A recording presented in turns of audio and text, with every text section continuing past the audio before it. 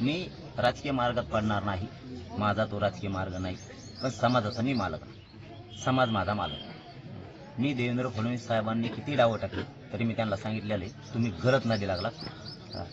तुमचा आता हे शेवटचा डाव आहे, पोरं गुतविणे, गुन्हे दाखल करणे, मराठी भेणार नाही, बोर्ड काढायला लावणे, कुठं चूक झाली कुठं मागची पुढाण, ती एक फौज माझ्यासाठी व्हायला लागली. फडणवीस साहेब तुम्ही ऐकत असाल तर ही महत्व सांगतो माझी, तुम्ही मला फौज तयार करून द्यायला लागला.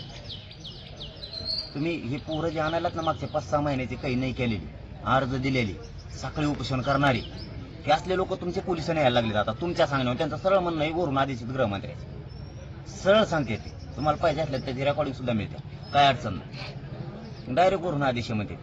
म्हणून ही फौज म्हणायला लागली आता ये गुन्हे ती गुन्हे, पोराच्या न्यायापासून हटायचं नाही, पोरीच्या न्यायापासून हटायचं नाही. आता आपल्या लेकरं मोठे होणार आहे आरक्षणामुळे, एक एक केस होईल पण पोरं मोठी होते असं मराठी म्हणलं. म्हणजे तुम्हाला एक अमृत नोनी आर्थो प्लस, ये एक प्रूवन फॉर्मूला है। इसमें मौजूद नोनी फल के गुण और आयुर्वेदिक जड़ी बूटियां शरीर को जरूरी पोषक तत्व देने के साथ साथ हड्डियों और जोड़ों के घिसने, उनमें होने वाले सूजन और दर्द को रोकने में मदद करता है। दर्द मुक्त जीवन के लिए अमृत नोनी ऑर्थो प्लस तयार करून द्यायला लागला. तुम्हाला वाटतं हे दाबून टाकीन मी, बोर्ड काढल्यामुळे गावची गाव नाराज व्हायला लागली. तुम्ही आज बोर्ड काढता, तुमचं प्रशासन बोर्ड काढते स्वतः, उद्या तुम्हाला बी लावायचे. आमच्या भीतीला तुमचे पॉम्पलेट चिटकायचे, तुमचं पॉम्पलेट घेऊन तर आमच्या दारापोत यावं लागलं ना तुम्हाला, याला मतदान कर म्हणून. आमच्या दाराला काय मी लावायला लागलो पॉम्पलेट. तुम्ही लय गलत करायला लागला. तुम्हाला सांगितलं तुम्ही तुमचा हे डाव हे फेल जाणार आहे, मी हरणार नाही, अजिबात हरणार नाही, मी हरवणार. मी डाव टाकला शेवटचा, तुम्ही गुल.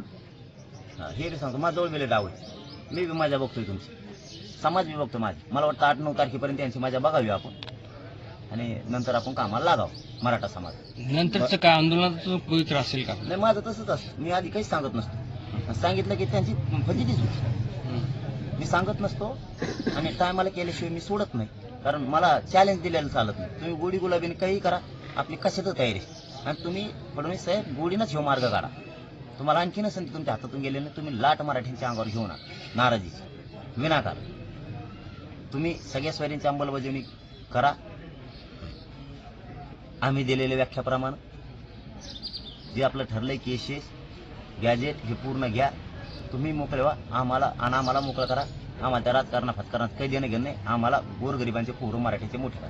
तुम्ही केस केली की मराठी केस घ्यायला तयार झाले, होऊ दे म्हणतात आपल्या लेकरासाठी. लोकांसाठी मरणाचे झालेले आहेत, आणि तुमच्या नेत्यांसाठी तर फुकट लय झाले आहेत. आमच्या स्वतःच्या लेकरासाठी झाले म्हणून आम्हाला काय अडचण नाही. मराठ्यानं केस झाली ना खुश व्हायचं, बारीक चेहराच नाही करायचं. खूप वकील आहेत आपले सगळे मोफत लढते, खुश व्हायचं. केस केली की लगेच कोर्टाकडे निघायचं जामीन, कुणाच्याच पाय पडत नाही. नेत्याच्या फित्याच्या माया केस झाली, माया मागे येता का पोलिसाला सांगता का, करून दिली की नीट निघायचं. आपल्या लेकरासाठी आपण एक केस भोगू सगळं करून दे, त्याची इच्छा आहे. देवेंद्र फडणवीस साहेबांची खूप इच्छा आहे की लोक घाबरायची केस करून. काही घाबरू नका, कोणी काढू द्या, बोर्ड काढायचे. उद्यापासून सुरू करा, आपण सुद्धा मोहीमच सुरू करा. आता मेल पाठवणे, दहशत थांबवा म्हणून. पंतप्रधान साहेबांपासून राष्ट्रपतीपर्यंत, राज्यपालांपासून मुख्यमंत्र्यांपर्यंत महाराष्ट्राच्या मेल सुरू करा. महाराष्ट्रातली मराठा समाजावर चाललेली दडपशाही थांबवा. आणि आपण आपल्या दुसरा मुद्दा, आपण आपल्या घराला दाराला डायरेक्ट कॉम्पॅक्ट चिटकून टाकायचं जोरात. कोणत्याही पुढाऱ्यांनी माझ्या दारात यायचं नाही, मोटरसायकलला बी चिटका.